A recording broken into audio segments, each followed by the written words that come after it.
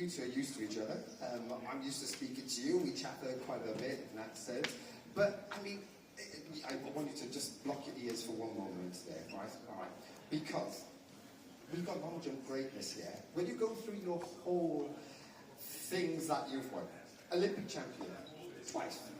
World champion, European champion, jumped 860. I mean, it just madness when I think about what you've achieved. But I've got to bring you down a little bit, I'm sorry. Are you ready for this? Yeah. When you've won so much, and there's a big champion in that sense, I always wonder how you return from a defeat that is for you potentially a surprise one. So missing the podium indoors was for you that a big shock. You're like, well, why? What's gone wrong? Yes, but I knew I wasn't in good shape. So I got sick 3 weeks before the championships. I didn't go to Appleton, the European championships. I was in a really bad spot, so I knew it. It wasn't a surprise for me. I mean, I still believed, of course, but it wasn't a surprise. And over the years, sometimes, okay, not sometimes, many times, this season I lost, in Diamond Leagues and stuff. And my ego is like a little bit lower. I can sacrifice some wins sometimes to do some training or see how what shape I am. So it's fine for me. And bouncing back then with 8 meters 46 in Madrid very early in the season, I think that woke everybody up quite quickly. Yeah, that was a good performance. I enjoyed it a lot. It was, I think it was one of my best jumps ever. Not this year only, but all time. It was a good jump with potential. Yeah, with a lot of potential. We'll be getting to that shortly as well. Simon, for you, I mean, incredible jump in Gosses. I watched it on the screen and I was like, how is he doing that in the middle of a decathlon? I mean, it was just incredible. So, how do you do it in the middle of the decathlon? I don't know. For me, it's like always a good start to start with a 100 meter, make a full sprint, then take some rest and make the prep for the long jump. Yeah. And it's always nice to have run once full speed, because sometimes, or especially at the beginning when I started to compete only the long jump, I had to struggle in the warm-up to came on the same level as at the competition. Then the first two are always like finding the rhythm, and then the third one was like the decision if I made it or not. And in the decathlon it's like I'm hot, I'm ready, and I know it's my event. I need to win it. I have to win it, and I have to jump 8 meters, and that's like the combination for me to jump good. Yeah, I mean, I'm going to just lift up my phone here, right? Because I was looking at the statistics, and I was holding up my phone like this, and I went, guys, this is how much literally covers the top 5 in the world. That's about it. I mean, how do you deal with that kind of knowledge? Every single day you're thinking, I generally need to be on it, because if I'm not, I could be the wrong side of that distance. If I could start with you first. Yeah, I don't know what to say. I mean, it's just okay. I like statistics. I watch all the time. I care about them a lot, about my jumps, about my consistency, everything. And I try my best every time, every competition. All I can say with that. Yeah. Yeah, it's hard to say. It's just crazy time. Yeah. Simon. Yeah, for me it's more like a learning thing, because last year at the Olympics I think it was the problem that I was too much focused on the result than focused on myself. I think the decathlon is a perfect symbol to make discipline for discipline and don't focus on the points and on the scoreboard.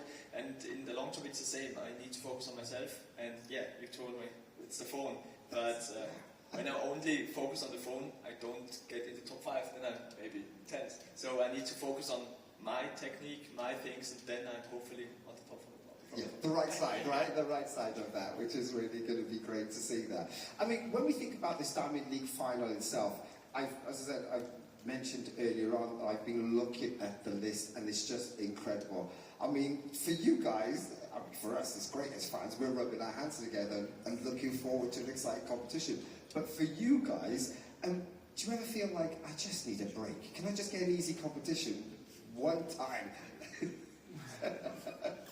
Yes, I always think about that sometimes. But this is not the time to be, having fun. I mean, it's serious now. And it's also the competition before the World Championships. So, for me, I would like to, do a good performance because in Lausanne I couldn't do anything.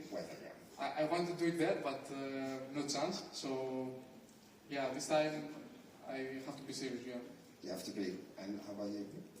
The same. I had 4 weeks of hard training, and then Lausanne, I was in good shape. I was ready to jump finally 8 meters in Lausanne. Now I had Swiss Championships. The feeling is good, the body feels good, and yeah, I'm happy to be back on the Sexy Platz because it was my first ever Diamond League meeting back then, and then I had a heel bruise and I jumped 794, so now I don't have a heel bruise, so I need to jump for sure 30 centimeters further. no. So 30 seconds. No, I'm ready, I'm hyped, and I'm looking forward for the crowd and the special place there and having fun. Do you prefer jumping in the stadium, or would you like to be outdoors where you're going to be just out there amongst your fans? I prefer to jump in the stadium. You're a stadium man, okay? Yes. Yeah. But sometimes, some of those artificial, platforms are really good. So I haven't seen this yet. I will go later to see. Yeah. Hope it's good. Yeah, and you're going to be right next to all the fans there. I mean, Yeah. when you wear the Swiss vest, they'll be screaming at you. So I think you have a bit of an advantage. Yeah, a little bit. No, but it really doesn't matter if it's in the stadium or outdoor for me in Switzerland. But yeah, I really like to have it on the platform because it's for every athlete like a new situation. In the stadium, a lot of people jumped once or twice in the stadium and the normal track. Here you have, some other chances how the athletes react to the ground, to the board, and it's a chance to jump far and good. Okay, right. We've talked about that. I want to sort of go and revisit Lausanne because the weather was horrific, right? There's no doubt about it. I mean, you're shaking your head already. You felt ready to jump there. The weather kind of let you down. When it rains like that during warm-up, because it was awful during warm-up, what goes through your head at that particular moment in time? I'm thinking to just, do the first jump good or, the first 2 jumps. And my idea in Lausanne was to skip the first attempt because I was jumping first. If you are like the leader, the best result jumps first. So I said, okay, I will skip the first attempt to see how much everyone else will jump and go second attempt. But, okay, I tried. It was a bad attempt. It was like also behind the board. I lost, a lot of centimeters. So then after that, I was very cold and I couldn't really do it. So I stopped. It was better, safer. Stop. Just err on caution. I don't want to go like that, but yeah. Yeah, and save it for here, right? That's what you're telling us, right? Yeah. No pressure. He's saving it for here, right? Yeah. And how about yourself when you get ready for that in that circumstance? Yeah, it's more like cleaning your mind, and you couldn't change it. You need to work with the weather, with what you got, and it's the first moment of getting wet, then it's done.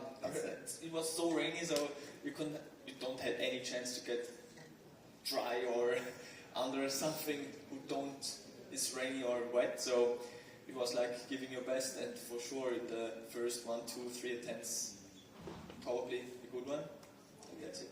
And then leave it be. Yeah. Okay, that's fair enough. Simon, I was looking at the weekend's performances for you. Very well in hurdles, it's got to be said. Yeah. I was very impressed with that, especially into a headwind. And of course, getting over 8 meters as well in there. It was a full weekend for you. So are you feeling pretty confident coming into this competition that you're rounding into shape very nicely? Yeah, because the long jump was not an easy competition. We had like 20 athletes, and between every jump I had like 35 to 40 minutes break. And I was really, really disappointed with the situation and not that happy guy that I normally be. And I was really happy with my result to jump 8:05 after 40 minutes break, because normally in the time league meetings, you have like 10 minutes and then you're Yeah. on your next attempt. So that shows me that the shape is on the right way to come for Zurich, for Tokyo.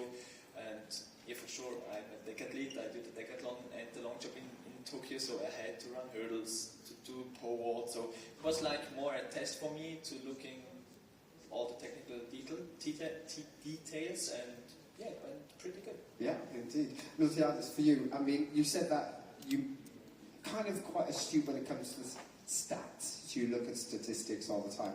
I mean, I was just reflecting on the World Championships, the previous one, and it was pretty tight.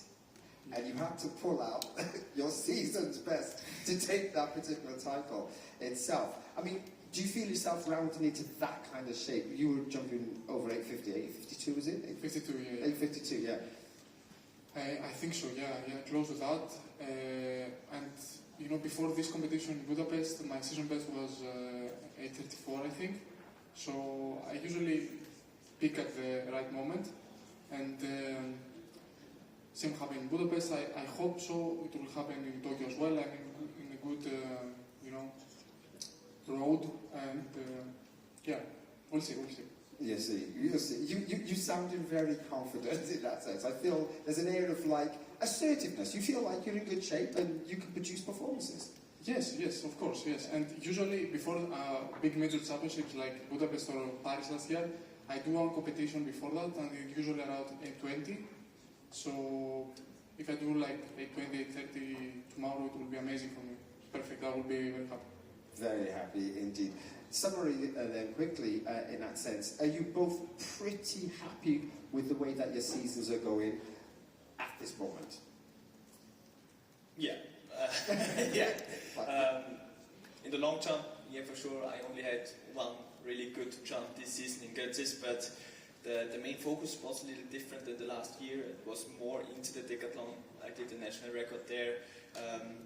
Now I'm getting back in really good shape also in the long jump, and yeah, I think it will be fun tomorrow to getting the flow from the nationals to Zurich and then to Tokyo, and enjoy it and celebrate the meeting hopefully without rain tomorrow. So yes, yeah. And about your season and Miltiadis, are you generally quite happy with it? Indoor was not very good. It was not very good. So we'll park indoors, eh? We'll forget this. Yeah. Yes. Outdoor, yes, it's going okay. You know, I jumped the world lead. I did some good competitions. I won the European League Championships, Balkan Championships. I didn't win any Diamond League. Okay, that's my only regret. I was not very good. I'm never very good at Diamond League, so it's normal. But I have to fight tomorrow. I hope it's gonna be good. Okay, one of the things I'll say in your favour, right? You're very strong in finals. Okay. Yeah. And this is the Diamond League final. So let's bin the Diamond League bit and just have the final, and then we should see you jumping very far indeed.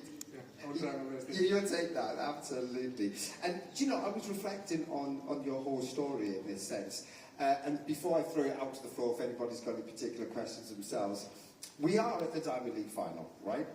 And you want to win. That's the most important thing. Would you prefer to win with 7 meters 80 or be second with 8 meters 80? Okay. Who goes first?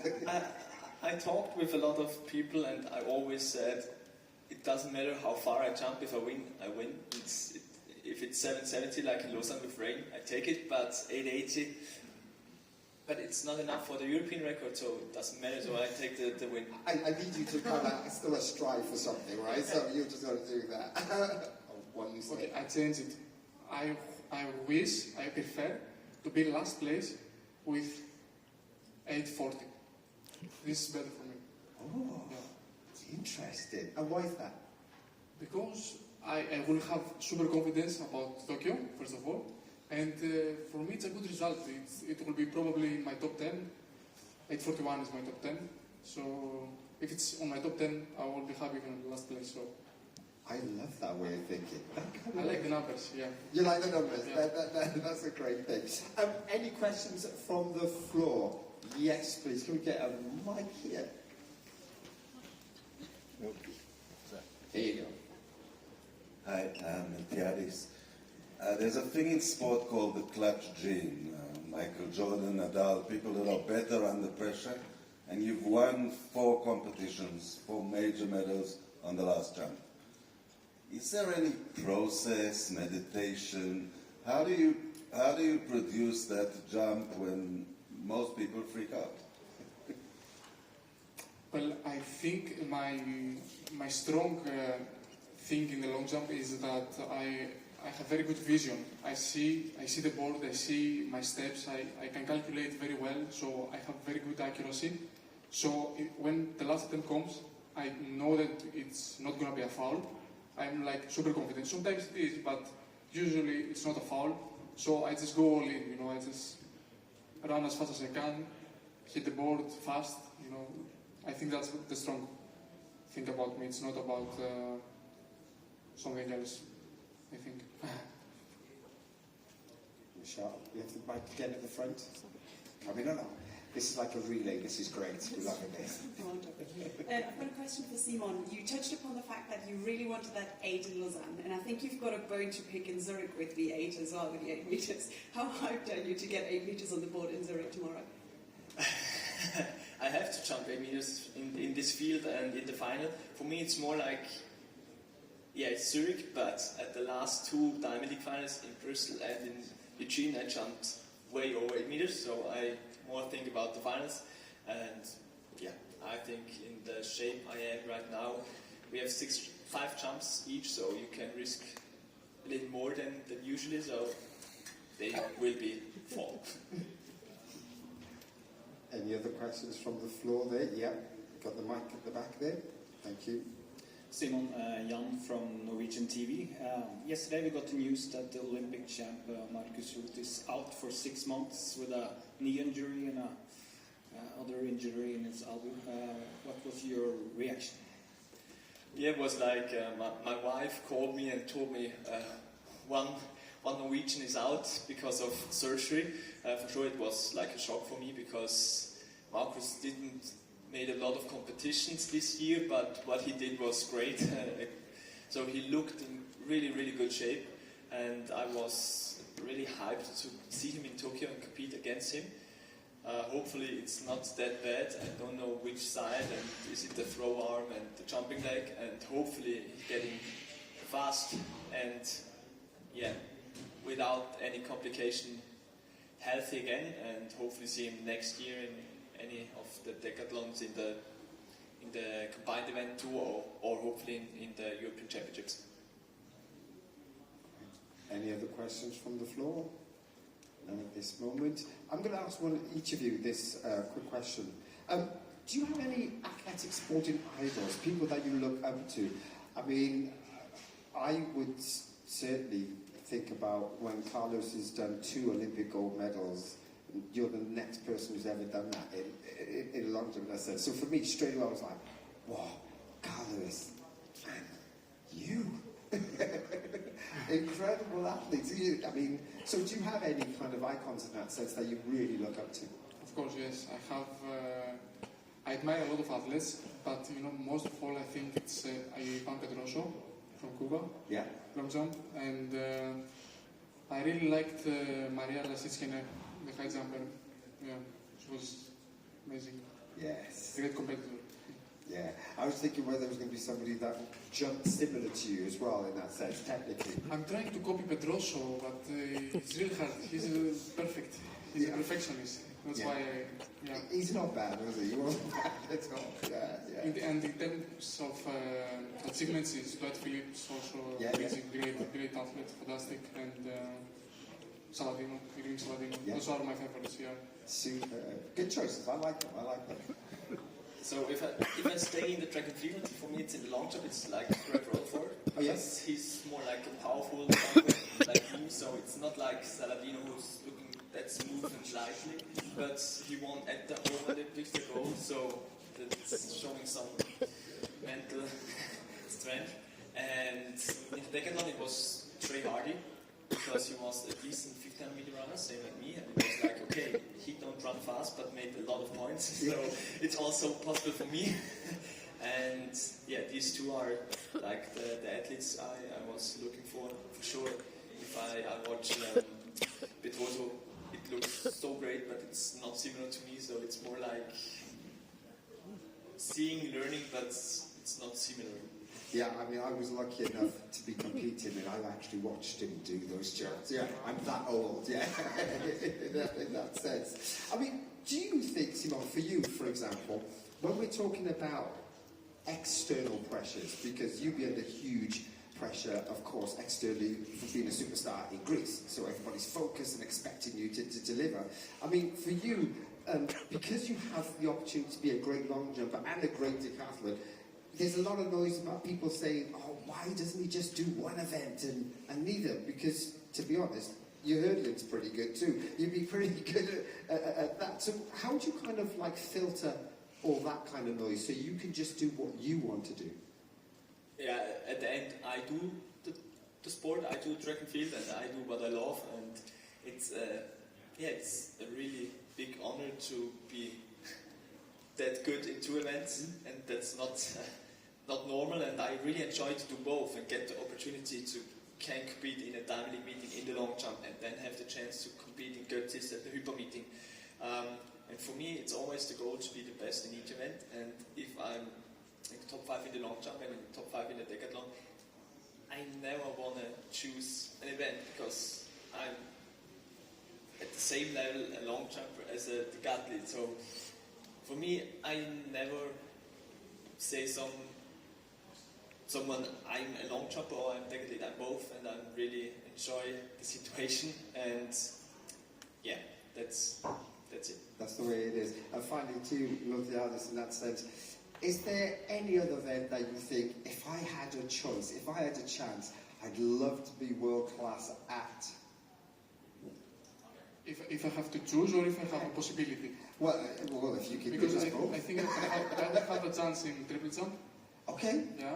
Yeah. But if I had to choose one, I don't know. I really like rock climbing, but it's outside of track. So the speed one, right? Or the proper rock climbing? The Olympic not the version? speed. The Olympic version is like 3 events at once. It's a boulder. It's the lead with the rope, and it's the speed as well. All of them. So there you go. We're happy to have you as a long jumper. Yeah, thanks for sure. Ladies and gentlemen, our long jumpers, thank you very much. Thank you.